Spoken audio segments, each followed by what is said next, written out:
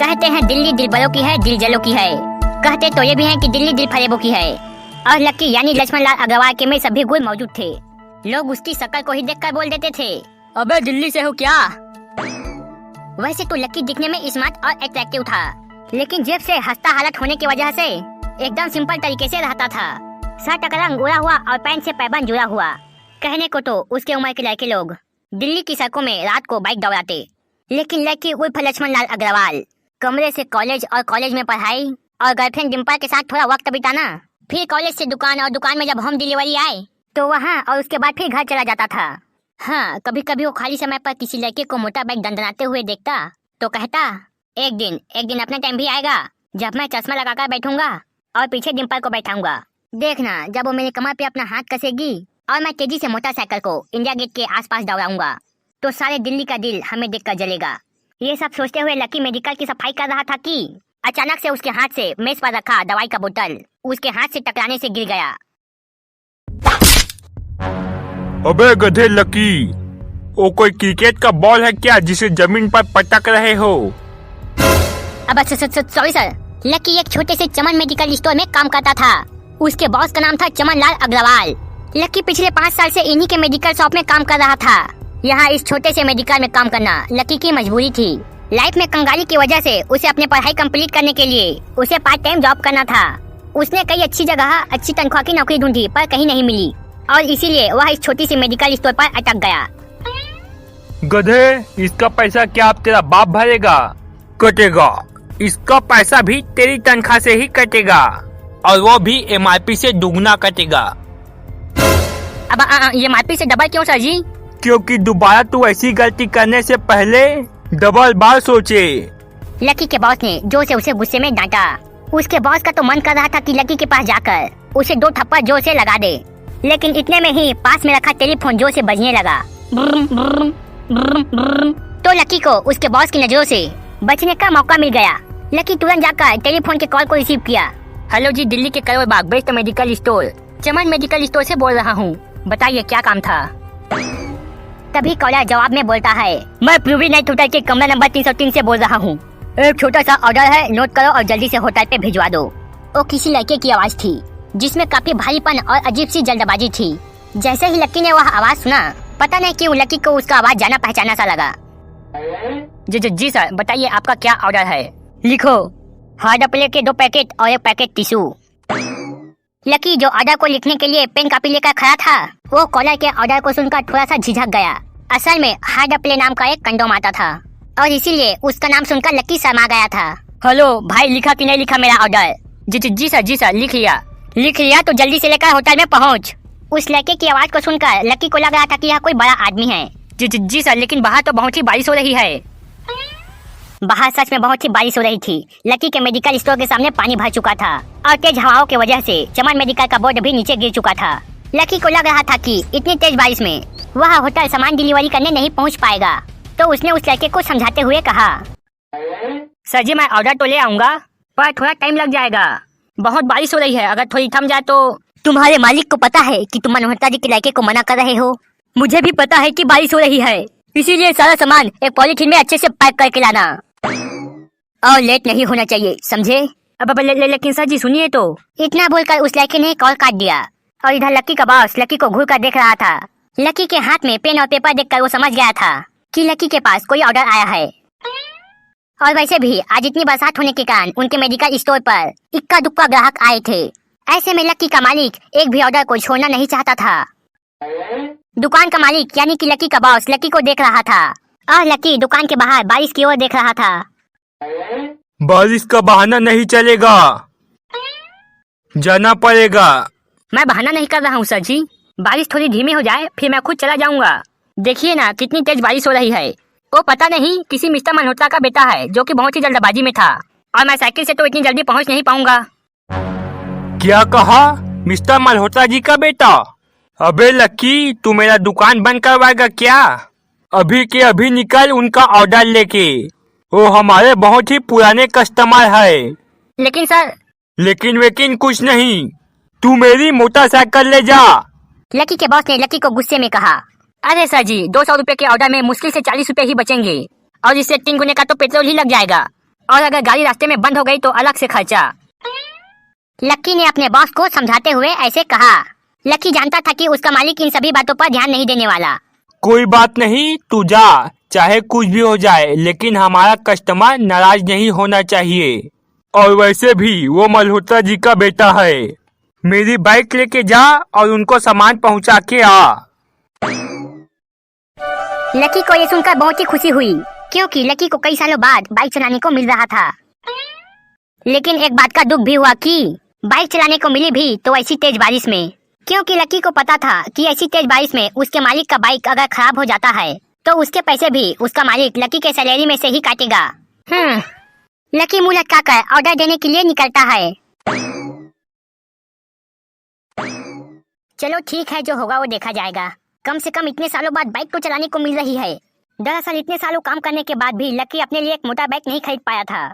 Medical में उसको salary इतना मिलता था कि सिर्फ उसके कमरे का किराया, बिजली बिल, पानी बिल, उसके साइकिल में डालने के हवा का खर्च और डिम्पल के साथ महीने में 1-2 बार बाहर खाने का खर्च ही निकल पाता था। लकी को डिम्पल की बात अक्सर याद आती थी कि लकी, अगर तुमने 2 महीने में बाइक नहीं ली ना तो मैं तुमसे ब्रेकअप कर लूंगी।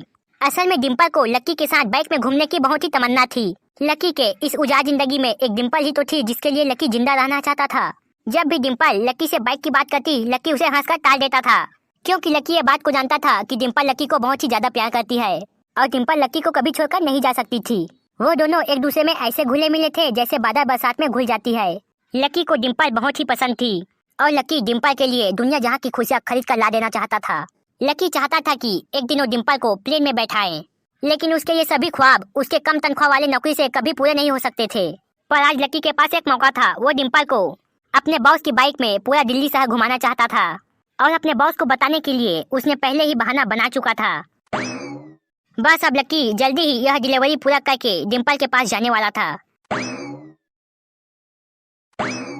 कुछ ही समय बाद लकी अपना बाइक होटल के पास पार्क करके होटल के अंदर चला गया। फिर लकी रिसेप्शन में जाकर बोला। रिसेप्शनिस्ट से पूछा, सर मैं चमन मेडिकल स्टोर से आया हूँ, रूम नंबर 303 का ऑर्डर था सर। हाँ, 3rd फ्लोर पर है, लिफ्ट से चले जाओ।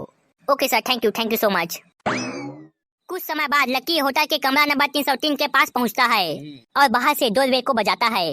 तभी अंदर से एक लड़की दरवाजा को खोलती है, जिसे देखकर लकी हक्का बक्का रह जाता है। डिम्पल, तुम यहाँ क्या कर रही हो? तुम यहाँ क्या मेरा पीछा करते हुए आए हो लकी? डिम्पल को उम्मीद नहीं थी कि लकी वहाँ तक पहुँच जाएगा। अरे डिम्पल बेबी, क्या हुआ? साले राहुल के बच्चे, तू यहाँ क्या कर रहा है डिम्पल के साथ? और तेरी हिम्मत भी कैसे हुई मेरी डिम्पल को बेबी बोलने की?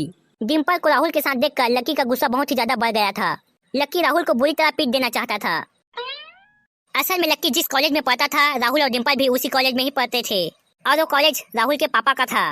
डिम्पल राहुल के पापा के कंपनी में एक जॉब पकड़ ली थी और राहुल डिम्पल पर बहुत लाइन मारता था। लकी ने 1-2 बार डिम्पल को राहुल से दूर रहने को भी कहा था, लेकिन डिम्पल ने लकी की बात को ये कहकर काट दिया कि राहुल और डिम्पल सिर्फ दोस्त हैं। और आज भी इससे पहले कि लकी आगे बढ़ता, डिम्पल उन दोनों के बीच आ गई। रुक जाओ, डिम्पल ने गुस्से में कहा। इतने में लकी का गुस्सा भी शांत हो गया और अब डिम्पल के पास छुपाने के लिए कुछ भी नहीं था, इसलिए उसने उसी वक्त लकी से कहा, लकी आज से तुम्हारा और मेरा ब्रेकअप। क्या ब्रेकअप? इतना सुनकर लकी एकदम उदास हो गया। लकी को डिम्पल की बातों पर यकीन नहीं हो रहा था। उसने डिम्पल की ओर देखा और बोला, डिम्पल, हम पिछले 1 साल से एक दूसरे के साथ हैं और तुम हो कि मुझसे ब्रेकअप करना चाहती हो? अरे मैं तो तुम्हारे लिए नई बाइक लेने वाला था। चल रहने दे, आज ही याद आई तुझे बाइक की। अरे तेरे पास तो मुझे बाहर खिलाने घुमाने फिराने के लिए पैसे है नहीं, मुझ पर खर्च करने के लिए तुम्हारे पास 1 रुपया भी नहीं है। और अगर तू बाइक ले भी लेगा तो उसमें पेट्रोल डलवाने के लिए तेरे पास पैसे कहाँ से आएंगे? तेरे 8,000 रुपये महीने की नौकरी, उसमें होगा ये सब? अरे लोग हंसते हैं मुझ पर जब लोग मुझे तुम्हारे साथ देखते हैं। मैं ऐसी लाइफ नहीं जीना चाहती हूँ लक्की। मैं तुम्हारी तरह गरीब नहीं रहना चाहती। तुमने मुझे फंसाया था, उल्लू बनाया था तुमने मुझे, इसलिए अब मैंने राहुल से मैचअप कर लिया है। आज से राहुल ही अब मेरा बॉयफ्रेंड है। ओह अच्छा, तो बेबी यही है तुम्हारा वही बेकार सा एक सा बॉयफ्रेंड? बाप रे, इससे बदकिस्मत इंसान इस दुनिया में और कौन होगा? राहुल ने लक्की का टांग खींचते हुए ऐसा कहा और इधर लक्की के पास राहुल के बातों का जवाब देने के लिए कोई शब्द नहीं था। लक्की गुस्से से डिम्पल की ओर देखा और फिर वहाँ से चुपचाप चला गया। अबे जो कर पैसे तो ले जा, सब कुछ फ्री में देता जा गया क्या? लकी वहाँ होटल से बाहर आ गया था और एक सुनसान सड़क पर जाकर बैठ गया था। उसके दिमाग में डिम्पल के कहे शब्द गूंज रहे थे। लक्की ने कभी सपने में भी ये नहीं सोचा था कि डिम्पल उसके साथ ऐसा कुछ कर सकती है। जिस इंसान के लिए लक्की इतना कुछ करना चाहता था, उस इंसान को उसकी कोई कदर ही नहीं थी। लक्की इतना हताश हो गया था कि वह बुरी तरह से रोने लगा। लक्की को जिंदगी में पहली बार प्यार हुआ था, लेकिन पैसों की कमी की वजह से न सिर्फ उसका प्यार उससे दूर हुआ, बल्कि उसकी पूरी जिंदगी बर्बाद हो गई। लक्की का दिल पूरी तरह से टूट चुका था। लेकिन एक बात की लक्की को खुशी भी हो रही थी कि आखिरकार डिम्पल का असली चेहरा उसके सामने आ गया था। लक्की तो डिम्पल के साथ घर बसाने की सोच रहा था, लेकिन अच्छा हुआ कि उसने पहले ही अपना घर बर्बाद होने से बचा लिया। लक्की को दुख तो बहुत हो रहा था, पर उसे ये भी लग रहा था कि आगे चलकर यही दुख उसे खुशी देने वाली है। लेकिन एक चीज थी जो लक्की को परेशान कर रही थी, और वो थी उसकी आर्थिक परिस्थिति। उसकी जेब इतनी खाली थी कि उसे फटी हुई पैंट पहनकर घूमना पड़ता था। कभी कभी तो लकी को सिर्फ रोटी खाकर ही दिन का गुजारा करना पड़ता था। लकी कब से कोशिश कर रहा था कि वो कोई अच्छा सा काम पकड़ सके, लेकिन उस बेचारे को कोई काम देने के लिए राजी नहीं था। लकी ने अपने टूटे हुए दिल को दिलासा देते हुए मन में सोचा कि डिम्पल पर खर्च होने वाले पैसे बच जाएंगे तो शायद उसके हालात सुधर सकते हैं। लेकिन फिर भी वह रातों रात अमीर नहीं बन सकता था। अगर इतना ही अनलकी बनाना था तो नाम लकी क्यों रखा भगवान? लकी रोते हुए भगवान से शिकायत करते हुए ऐसे बोला। फिर तभी उसके मोबाइल पर एक एसएमएस आता है। तब लकी वह मैसेज पढ़ना शुरू करता है। मैसेज को देखते ही लकी की आंखें चमक गई थी। अचानक से लकी के आंसू उसके खुशी में बदल गए थे और लकी वहीं पर खुशी के मारे जोर जोर से नाचने लगता है, क्योंकि उस मैसेज में लिखा था, परिवार के रिसर्च और परिवार के निर्णय के हिसाब से अग्रवाल परिवार का वारिस लक्ष्मण लाल अग्रवाल उर्फ लकी ने गरीबी अभ्यास की परीक्षा को पास कर लिया है और आज से ही लकी उस जमीन जायदाद का मालिक हो जाएगा जो परिवार ने उसके नाम कर रखी थी। उस मैसेज को पढ़ने के बाद लकी का चेहरा सूरज की तरह चमकने लगा था। लकी शहर के सबसे बड़े बैंक न्यू सिटी बैंक के सामने पहुंच जाता है। न्यू सिटी बैंक न कि शहर का सबसे बड़े बैंक था, बल्कि वह रिच और शहर के सबसे बड़े अमीर बैंक भी था, जिसमें अमीर से अमीर लोगों के खाते रहते हैं। वहाँ शहर के सबसे अमीर लोगों के ही पैसे जमा किए जाते थे। लेकिन लकी अपने पैसे को उस बैंक में निकलवाने जा रहा था। New city bank south Delhi में बसा हुआ था और उसके दरवाजे के बाहर महंगी सी महंगी गाड़ी खड़ी हुई थी। अरे भाई, इसमें से किस गाड़ी को लेगा? लकी ने मन ही मन सोचा। उसे यकीन ही नहीं हो रहा था कि कल तक तो वो मोटरसाइकिल ही खरीद नहीं पा रहा था और वो आज कार, वो भी इतनी महंगी कार लेने की सोच रहा था। फिर उसने अपनी नजर गाड़ियों में से हटाई और फिर बैंक के अंदर प्रवेश करने लगा। लकी बैंक के अंदर जाने के लिए जैसे ही दरवाजा को खोलता है तभी अंदर से आवाज आती है। लकी थोड़ा हड़बड़ी में दिखाई दे रहा था। जल्दबाजी के चक्कर में वो एक लंबे बाल वाली लड़की से जा टकराया था, जो कि वो उसके बगल में ही चल रही थी। माफ करना, मैं आपको देख नहीं पाया, आई एम रियली सॉरी। लक्की ने उसे तुरंत हाथ जोड़कर माफी मांगते हुए कहा। उस लड़की ने इतने अच्छे कपड़े पहन रखे थे कि उसके कपड़े से साफ साफ पता चल रहा था कि वो किसी अमीर घराने की लड़की है। इसलिए ना चाहते हुए भी लक्की के हाथ उस लड़की के सामने जुड़ जाता है। लेकिन लड़की ने लक्की के कपड़े और हुलिये को देखा तो उसने अपने नाक पांव सिकोड़ ली। वो लगभग रोज उस बैंक में आया और जाया करती थी, लेकिन उसने आज तक बैंक के आसपास में लक्की जैसा फटीचार इंसान कभी नहीं देखा था। उसके बालों में आंवले की तेल की जैसी गंध आ रही थी। उसने गुस्से भरे नजरों से लक्की की ओर देखा और बोला, क्यों देख नहीं पाए? मैं क्या ट्रांसपेरेंट हूँ? तुम्हें इतनी बड़ी लड़की दिखाई नहीं देती? इससे पहले कि वो बात आगे बढ़ती, बैंक का वॉचमैन यानी कि यास्मीन पटेल, जो कि लक्की को गुस्से भरी नजरों से देखते हुए आती है। I am so sorry miss, आपको कहीं लगी तो नहीं ना? यास्मीन ने उस लंबे बाल वाली लड़की से पूछा और घिन्न भरी नजरों से लक्की की ओर देखा, क्योंकि लक्की के कपड़े एकदम गंवार और फटीचरों के जैसे थी। लेकिन शहर के इतने बड़े बैंक में इस टाइप के कपड़े पहन कर आना लक्की की बहुत बड़ी मजबूरी थी। लक्की अपने टमटमाटी आंखों से उन दोनों लड़की को देखे जा रहा था। वो जानता था कि वो इतनी जोर से भी दरवाजा को नहीं खोला था कि उस लड़की को चोट लग जाए, लेकिन असल में उसे यह मालूम नहीं था कि वो लोग उसे नहीं उसके कपड़े को देख रहे थे। यास्मीन ने लक्की को ऊपर से नीचे तक देखा। ना जाने क्यों उसके मन में शक पैदा हो गया था। क्या आप मुझे बता सकते हैं कि आप यहाँ पे किस काम के लिए आए हैं? यास्मीन ने बड़े ही मुश्किल से अपने चेहरे पे मुस्कान लाते हुए कहा। वो उसका हुलिया देखकर ही समझ गई थी कि वो यहाँ का कस्टमर तो नहीं था। लक्की ने अपने आप को संभाला और कहा, अब हाँ, वो मैं अपने पैसा निकलवाने आया था। पैसे निकलवाने के लिए आए हो? यास्मीन ने लक्की की यही बात को दोहराते हुए कहा। वैसे तो वो लक्की की बातों पे जोर से हंसना चाहती थी, लेकिन उसने अपने आप को थोड़ा सा काबू कर ली। लक्की की बात को सुनकर उसे लग रहा था कि वो कोई पागल है जो कि यहाँ जबरदस्ती घुसा चले आ रहा है। हाँ, तो क्या आपके पास न्यू सिटी बैंक का कार्ड है? न्यू सिटी बैंक का कार्ड हासिल करना बहुत ही बड़ी बात था। अगर किसी को भी उस बैंक का कार्ड लेना था तो सबसे पहले आदमी को अपने खाते में कम से कम 5 लाख रुपए जमा करवाना पड़ता था, तब कहीं जाके उससे कार्ड बनता था। लेकिन लक्की तो यहाँ पहली ही बार आ रहा था, इसलिए उसके पास कार्ड होने की कोई संभावना ही नहीं थी। लक्की जब यास्मीन के सवाल का जवाब नहीं दे पाया तो फिर यास्मीन ने फिर उससे पूछा, मैं पूछ रही हूँ क्या आपके पास कार्ड है? वो समझ गई थी कि लक्की पागल ही था, जो कहीं से भागकर सीधा उनके बैंक में ही आ गया है। कार्ड तो नहीं है मेरे पास, लक्की ने उसका जवाब दिया और फिर इधर उधर आसपास देखने लगा। जैसे ही वो लंबे बाल वाली लड़की लक्की के जवाब को सुना, फुट फुट कर हंसने लगी। सिर्फ यास्मीन को ही लग रहा था कि वो लड़का पागल है, लेकिन वह लंबे बाल वाली लड़की भी मान चुकी थी कि यह लड़का पागल ही है, जो कहीं झोपड़पट्टी से यहाँ आ गया है। इससे पहले कि आगे कोई कुछ कह पाता, वो लंबे बाल वाली लड़की के पिता वहाँ पे आ जाते हैं। चलो बेटी चलेंगे। उसके हाथों में कोई कागजात थे। लक्की ने देखा कि वो महंगे से सूट पहना हुआ था। लंबे बाल वाली लड़की पलटी और यास्मीन से बोली, यास्मीन देखो, अगर इस तरह तुम्हारे बैंक में सड़क छाप लोग घुसते चले आए ना और बाकी कस्टमर को परेशान करने लगे तो तुम्हारे बैंक के इमेज और शेयर दोनों को नुकसान होगा। एक मैनेजर होने के नाते तुम्हें इन सब चीजों को ध्यान में रखना चाहिए। मुझे उम्मीद है कि मेरे साथ ऐसा आगे कुछ नहीं होगा, उस लड़की ने कहा और बैंक के पीछे वाले रास्ते से वो लोग बाहर निकल गए। चलो पापा। तो उन्हें बैंक के कस्टमर मैनेजर यास्मीन पटेल उन्हें गेट के बाहर छोड़ने जाता है। वो लंबे बाल वाली लड़की और उनके पिता इस बैंक के सबसे पुराने कस्टमर थे, और अगर आज यास्मीन उन्हें नाराज कर देती तो आज अपना खाता उस बैंक से बंद करवा लेते, तो आज शायद यास्मीन की नौकरी भी जा सकती थी। और यह सब हो रहा था उस पागल लक्की की वजह से। लक्की इधर उधर देखता है और फिर सीधे रिलेशन मैनेजर के ऑफिस के अंदर चले जाता है। अच्छा, ये है वो रिलेटिव मैनेजर के पास जाने का रास्ता। लक्की ऐसा बोलता है और वहाँ से सीधा अंदर चला जाता है। फिर कुछ समय बाद वहाँ पे यास्मीन पटेल आती है। कहाँ गया वो लड़का? वो अपने आप से पूछा और इधर उधर देखने लगी, लेकिन लक्की वहाँ पे नहीं था। यास्मीन को अच्छे से पता था कि वो उसके सामने से तो नहीं निकला था, इसका मतलब था कि वो बैंक के अंदर ही है, लेकिन यास्मीन उसे ढूंढ नहीं पा रही थी। कुछ देर तक बैंक के सारे कोनों को देख लेने के बाद यास्मीन को लगा कि शायद लक्की यहाँ से चला गया है।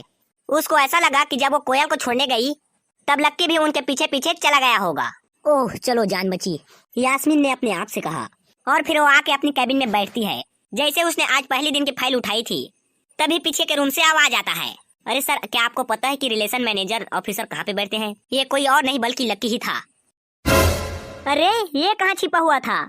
यास्मीन ने अपने आप से ही कहा, और वो तुरंत फाइल को टेबल पे रख के सीधा लक्की की ओर जाता है। उसने देखा कि लक्की बैंक के वीआईपी लॉन्च के बाहर खड़ा था।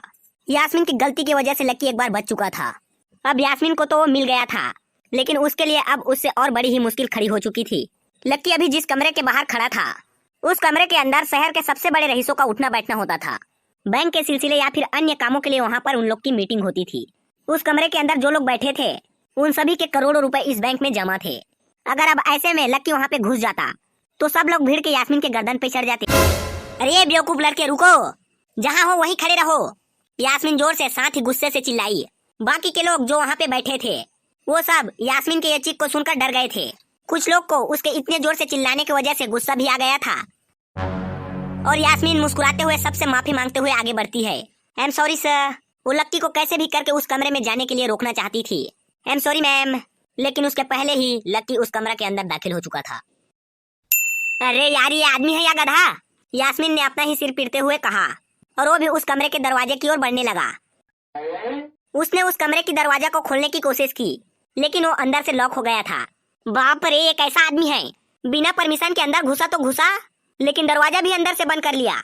यास्मीन की सांस फूलती जा रही थी, उसे बहुत डर लगने लगा था। उसका जी यह सोचकर घबराया जा रहा था, ना जाने वो लक्की रिलेशन मैनेजर के साथ क्या कर रहा होगा।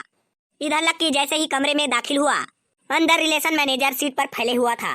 वो उसे देखते ही अचानक सीधा बैठ गया। हेलो सर, कैसे हैं आप? उसके मुंह से बिना लक्की को देखते हुए ये शब्द निकले। उसे याद था कि इस कमरे में कुछ खास ही लोग आते हैं, और जो भी आते थे यास्मीन उन्हें उनके आने की खबर पहले से ही दे देती थी। लेकिन इस वक्त वो आदमी के सामने जो खड़ा था उसे वो देखते ही अपने जगह पे जम गया था। ना तो वो कहीं से वीआईपी लग रहा था और ना ही वो उसका कोई रिश्तेदार था। कौन हो भाई तुम, और क्या चाहिए तुम्हें? उस मैनेजर ने 20 साल के जवान लड़के को देखते हुए कहा, मैं यहाँ अपने पैसे लेने आया हूँ। लक्की ने सीधे मुद्दे की बात को मैनेजर के सामने रखते हुए कहा, तुम्हारे पास हमारा सुप्रीम कार्ड है? मैनेजर ने उसे ऊपर से नीचे तक देखा और पूछा, नहीं, मेरे पास कोई कार्ड नहीं है। तो फिर हम तुम्हें कोई पैसा नहीं दे सकते। चलो अब अभी दरवाजा खोलो और सीधा बाहर निकलो। नहीं, मैं अपने पैसा लिए बिना नहीं जाऊंगा यहाँ से। लक्की भी अपने जिद पर अड़ गया। अरे बोला ना, बिना कार्ड वाले को यहाँ पे पैसा नहीं मिलता है, और वो भी पैसा होगा तब तो मिलेगा ना। अरे पैसा है तभी तो निकालने आया हूँ सर। देख फालतू की बहस मत कर सुबह सुबह, वरना मैं सिक्योरिटी को बुला दूंगा तो मार मार के बाहर निकालेंगे तुम्हें। लक्की यह सुनकर घबरा गया था। मैनेजर के चेहरे का गुस्सा उसे साफ नजर आ रहा था, लेकिन ऐसा भी नहीं था कि लक्की झूठ बोल रहा था। भले ही उसके पास कार्ड ही नहीं था, लेकिन ऐसा नहीं था कि वो अग्रवाल खानदान का वारिस नहीं था। जैसे जैसे मैनेजर लक्की की ओर बढ़ता चला जा रहा था, लक्की का डर और भी बढ़ता जा रहा था। मैनेजर को लग रहा था कि वो कोई संकी था और वो उसे धक्का मार के बाहर निकालने के लिए आगे बढ़ ही रहा था कि अचानक घबराए हुए लक्की के दिमाग में एक आइडिया आया। फिंगरप्रिंट। उसने अपना अंगूठा उठाते हुए मैनेजर को कहा। फिंगरप्रिंट? कौन सा फिंगरप्रिंट? मैनेजर ने चौंकते हुए पूछा। अरे अरे आपने कहा ना आपको कार्ड चाहिए, पर मेरे पास कार्ड नहीं फिंगरप्रिंट है। हाँ मुझे मालूम है आपके यहाँ फिंगरप्रिंट से भी पैसे निकलते हैं। ये कहते ही लक्की ने एक राहत की सांस ली, लेकिन मैनेजर को यह समझ नहीं आ रहा था कि आखिर लक्की को फिंगरप्रिंट वाली बात कहाँ से पता चली। तुम फिंगरप्रिंट यूज करना चाहते हो? मैनेजर ने लक्की को घूरते हुए पूछा। लक्की का शकल और हुलिया मैनेजर के लिए मेल नहीं खा रहा था। हाँ मैं फिंगरप्रिंट यूज करना चाहता हूँ सर, लक्की ने सीना चौड़ा करते हुए कहा। उसे इस तरह देख मैनेजर और ही कंफ्यूज हो गया था। मैनेजर ने सोचा कि उसे एक चांस देना चाहिए, इसलिए उसने लक्की को फिंगरप्रिंट यूज करने की इजाजत दे दी। वो अपने दराज में गया और फिंगरप्रिंट यूज करने वाली मशीन को निकाली। चलो चुपचाप यहाँ पे अपना अंगूठा लगाओ। लक्की अपने हाथ को आगे बढ़ाता है और फिंगरप्रिंट यूज करने वाले मशीन पे अपने अंगूठा को रखता है। यहीं पे लगाना है सर? हाँ हाँ वहीं पे लगाओ। लक्की जब अपना फिंगरप्रिंट लगाता है तब उसका फिंगरप्रिंट मैच नहीं खाता। देखा, तुम्हारा फिंगरप्रिंट मैच नहीं कर रहा है। मैंने पहले ही बोला था कोई खाता नहीं है इस बैंक में तुम्हारा। मैनेजर ने लक्की को ऐसे देखा कि लक्की कोई बड़ा अपराधी है। मैनेजर उसकी पैंट की ओर देखने लगा। उसे लगने लगा कि लक्की अपने पैंट में कोई हथियार छुपा के रखा है और वो मैनेजर को बेवकूफ बना रहा था। इससे पहले कि लक्की अपने जेब से कोई बंदूक या बम निकालता, मैनेजर ने अपना फोन निकाला और पुलिस को फोन लगाने लगा। लक्की ने उसके स्क्रीन पे देख लिया था कि वो 100 नंबर पे फोन लगा रहा था। लक्की पूरी तरह से घबरा गया था। वह बड़े ही उत्साह और जोश में अंदर तो चला गया था, लेकिन उसे मालूम नहीं था कि वो इतनी बड़ी मुसीबत में फंसने वाला है। आखिर क्या है इन सवालों का जवाब जानने के लिए हमारे वीडियो को लाइक करके चैनल को सब्सक्राइब कीजिए। मिलते हैं नेक्स्ट वीडियो में। चलो चुपचाप यहाँ पे अपना अंगूठा लगाओ। लक्की अपने हाथ को आगे बढ़ाता है और फिंगरप्रिंट यूज करने वाले मशीन पे अपने अंगूठा को रखता है। यहीं पे लगाना है सर? हाँ हाँ वहीं पे लगाओ। लक्की जब अपना फिंगरप्रिंट लगाता है तब उसका फिंगरप्रिंट मैच नहीं खाता। देखा, तुम्हारा फिंगरप्रिंट मैच नहीं कर रहा है। मैंने पहले ही बोला था कोई खाता नहीं है इस बैंक में तुम्हारा। मैनेजर ने लक्की को ऐसे देखा कि लक्की कोई बड़ा अपराधी है। मैनेजर उसकी पैंट की ओर देखने लगा। उसे लगने लगा कि लक्की अपने पैंट में कोई हथियार छुपा के रखा है और वो मैनेजर को बेवकूफ बना रहा था। इससे पहले कि लक्की अपने जेब से कोई बंदूक या बम निकालता, मैनेजर ने अपना फोन निकाला और पुलिस को फोन लगाने लगा। लक्की ने उसके स्क्रीन पे देख लिया था कि वो 100 नंबर पे फोन लगा रहा था। लक्की पूरी तरह से घबरा गया था।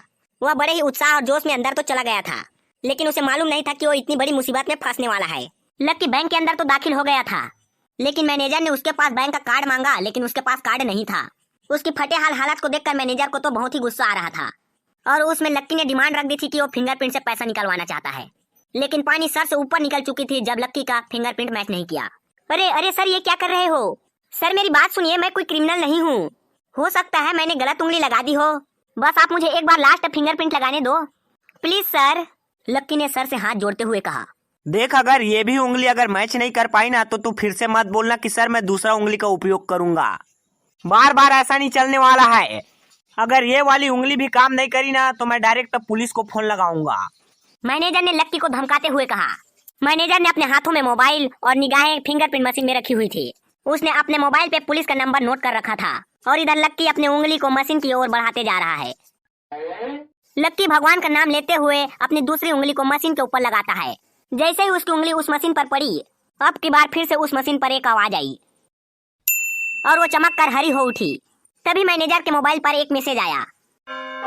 मैनेजर ने उस मैसेज को पढ़ना शुरू किया। अरे वेरिफिकेशन सक्सेसफुल। खाता एक नाम लक्ष्मण लाल अग्रवाल, खाता नंबर 010114। जैसे ही मैनेजर ने इस मैसेज को देखा, उसकी आंखें फटी की फटी रह गई थी। उस मशीन पर लगे लाइट की चमक को देखकर लक्की की आंखें भी चमक उठी थी। लक्की उस हरी बत्ती को देखते ही झूम उठा था और फिर उसने मैनेजर को घूर के देखा। उसके दिमाग में वो सारी बातें चल रही थी जो मैनेजर उसे अभी थोड़ी देर पहले सुना रहा था। इधर मैनेजर लक्की के सामने हाथ को जोड़कर खिसियाते हुए बोलता है, लक्ष्मण सर, प्लीज सर मुझे माफ करना सर। मैं इस ब्रांच में नया नया आया हूँ, इसलिए मुझे मालूम नहीं था कि आप कौन हो। मैं इस ब्रांच का कस्टमर मैनेजर शशिकांत हूँ। प्लीज आगे भी मेरा ध्यान रखना सर, प्लीज। Sorry sir. हाँ हाँ ठीक है, तुम मुझे ये बताओ मेरे खाते में कितने पैसे रुपए रखे गए हैं, लक्की ने कहा और वो अब सीट पे बैठ गया। मैनेजर उसके सामने ही खड़ा हुआ था और उसके खाते की जानकारी अपने लैपटॉप से निकालता है। उसने अपने लैपटॉप पर इधर उधर कुछ उंगलियां चलाई और बोला, हो गया सर। आपके खाते में इस वक्त 90,75,05,302 रुपए रखे गए हैं सर। शशिकांत के अपने स्वयं के होश इतने बड़े रकम को देखकर उड़ गए थे। उसे विश्वास नहीं हो रहा था कि इस आदमी के खाते में इतना पैसा भी हो सकता है। लक्की के शक्ल को देखकर ऐसा ही लग रहा था कि उसका उम्र 20 से 15 साल की होगी। ऐसे में उसके खाते में इतना सारा पैसा रखा होगा तो ये वाकई में बहुत बड़ी बात है। शशिकांत अपने मन में सोच रहा था कि दुनिया के 99% लोग भी अपनी पूरी जीवन भर में इतना सारा पैसा नहीं कमा सकता है जितना कि लक्की के खाते में इतनी छोटी सी उम्र पे रखी हुई थी। लेकिन लक्की ने इधर अपने फोन पे पड़ी हुई जानकारी को देखी तो उसे कुछ अजीब सा लगने लगा। लक्की को ऐसे लगने लगा कि उसके अकाउंट में पड़े पैसों से अपनी जिंदगी को अच्छी से ढाल लेनी चाहिए, वरना उसके साथ वही होने वाला था जो आज बैंक में उसके साथ हुआ।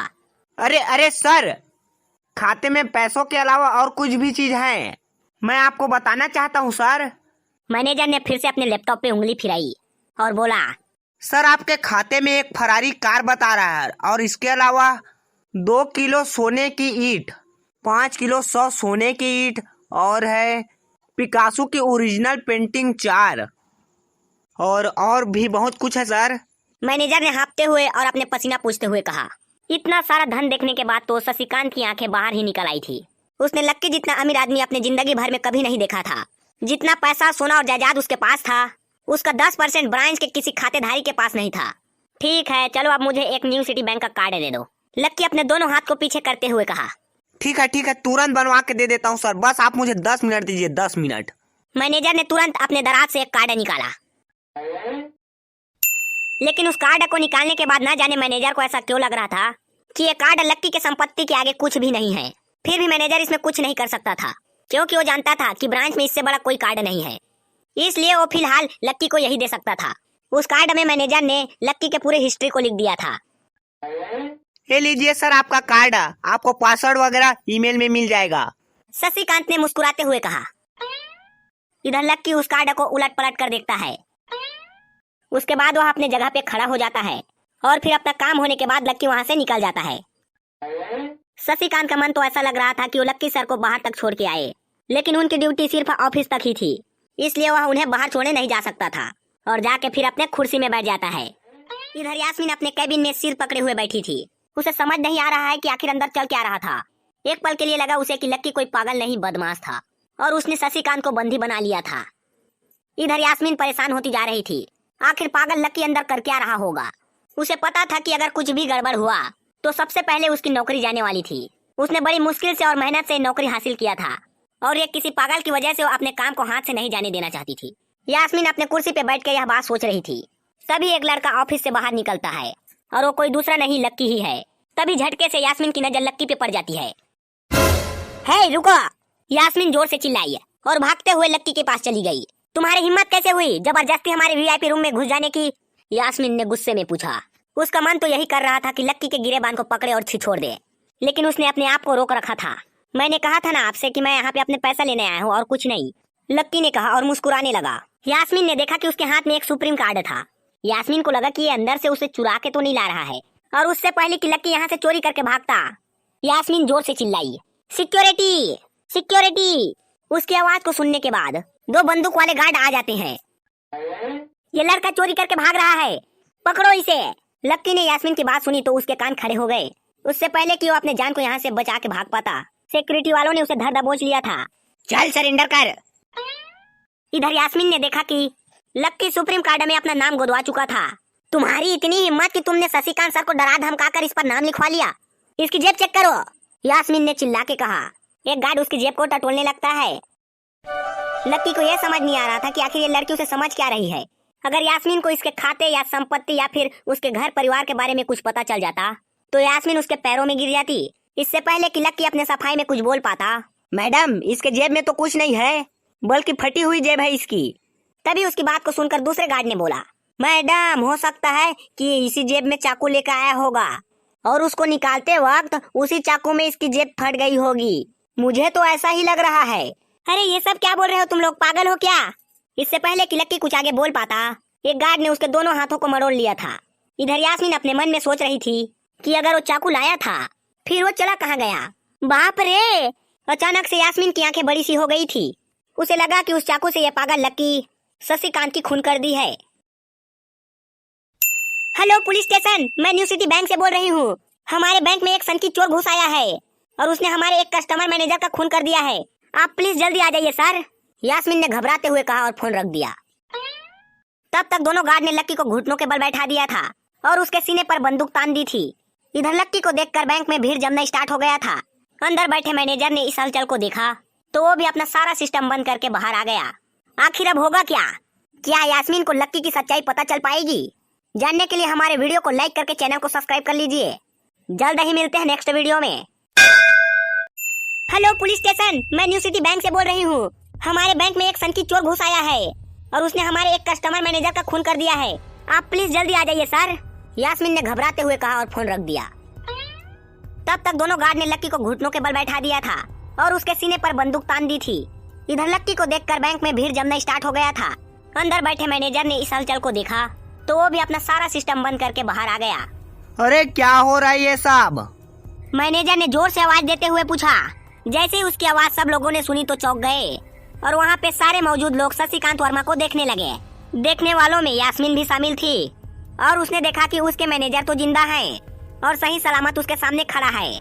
सर आप जिंदा हैं? यास्मीन ने खुशी भरी नजरों से देखा और आश्चर्य भाव से कहा, लेकिन अगली पल उसकी सुख के जगह दुख ने ले ली थी। उसे एहसास हो रहा था कि आखिर उसने कितनी बड़ी गलती कर दी। यास्मीन ने ही खुद अपनी जुबान काट ली थी और उसके गले पे नमक छिड़का शशिकांत ने। उसने कहा, मैं क्यों इतनी जल्दी मरने लगा और तुमने ये सब क्या तमाशा लगा रखा है? उसने कहा और उस भीड़ की ओर बढ़ने लगा। जैसे ही उसने आगे आया और देखा कि गार्ड लोगों ने लक्की के ऊपर गन पॉइंट बिठा के रखा था। अरे किसने किया ये? छोड़ो, किसने किया ये? शशिकांत तुरंत लक्की की ओर दौड़ा और उसने उसके पास खड़े दोनों गार्ड को हटा दिया। ओए हट, छोड़ी ने छोड़। शशिकांत वहाँ से दोनों गार्ड को हटाता है और लक्की को अपना हाथ देता है। अरे उठो सर, उठो sir. I am really sorry sir. इनकी बेवकूफी के लिए मैं आपसे माफी मांगता हूँ सर। शशिकांत उसके पैर में गिरने के लिए हो गया था। लक्की खड़ा होता है, उसके बाद यास्मीन की ओर घूर के देखता है। आप पूछ रहे थे ना किसने किया है करके? इसने किया है, ये किया है। और इसने इतना बस नहीं किया है बल्कि इसने पुलिस को भी बुला लिया है। इसे लग रहा है कि मैं कोई क्रिमिनल हूँ जिसने आपका खून कर दिया है और आपसे ये कार्ड चुरा के भाग रहा हूँ। ये कार्ड जो आपने मुझे दिया है। लक्की ने गुस्से से यास्मीन की ओर उंगली दिखाते हुए कहा। अचानक ही सारे लोग पीछे हट के यास्मीन को ही देखने लगे थे। यास्मीन बहुत घबराई हुई थी, कभी फर्श तो कभी छत तो कभी दीवार को देख रही थी। यास्मीन, मैं क्या जो सुन रहा हूँ वो सच है? शशिकांत घूरते हुए गुस्से से यास्मीन को पूछा। उसके आंखों में छिपे गुस्से को यास्मीन बर्दाश्त नहीं कर पा रही थी, इसीलिए न तो वो शशिकांत और न ही लक्की से आंख मिला के बात कर पा रही थी। फिर भी वह जानती थी उसका चुप रहना उसके लिए बहुत ही खतरा साबित हो सकता था। इसलिए उसने कहा, सर ये सब मेरी गलती है सर। ये मेरे लिए बहुत बड़ी मिसअंडरस्टैंडिंग है। मुझे लगा कि ये जबरदस्ती अंदर घुस चला आया है और इसने आपको ऊपर हमला करके जबरदस्ती ये कार्ड को बनवा लिया है और फिर आपको मार दिया सर। यास्मीन ने घबराते हुए कहा। उसकी डरी असहनी आंखों में आंसू ही आ गए थे। मैनेजर ने यास्मीन की बात सुनी तो उसने सिर पकड़ लिया। यास्मीन जैसी इतनी समझदार लड़की इतनी बड़ी भूल कैसे कर सकता है? उसने लक्की को पहचाना ही नहीं था। खैर मैनेजर को लगा कि इसमें उसकी कोई गलती नहीं थी। जब वो खुद लक्की को पहचान नहीं पाया था तो फिर यास्मीन कैसे पहचान पाती? इसलिए मैनेजर ने सोचा कि यास्मीन को सबके सामने कहने से अच्छा है कि उसे कोने में ले जाए और आराम से लक्की के बारे में सारी सच्चाई बता दे। शशिकांत ने यास्मीन की हाथ पकड़ा और उसे खींचकर अपने ऑफिस रूम में ले गया और फिर बोला, तुम्हें मालूम है कौन है ये? अरे ये लक्ष्मण अग्रवाल है, अग्रवाल खानदान का वारिस। तुम्हें पता है ना, अग्रवाल खानदान का खाता हमारे बैंक में सबसे बड़ी शाखा है। यास्मीन ने जैसे ही ये नाम सुना उसके पैरों के नीचे जमीन खिसक गई थी। वो जानती थी कि न्यू सिटी बैंक इतनी बड़ी ऊंचाइयों में पहुंचा था तो उसके पीछे अग्रवाल खानदान का सबसे बड़ा हाथ था। इस बात का जिक्र उसके पास तब भी किया गया था जब यास्मीन ने नौकरी ज्वाइन की थी। तुम्हें पता है इस लड़के के नाम पर कितनी प्रॉपर्टी जमा है? ये अपने अकेले दम पे ना इस एरिया को पूरा खरीद सकता है।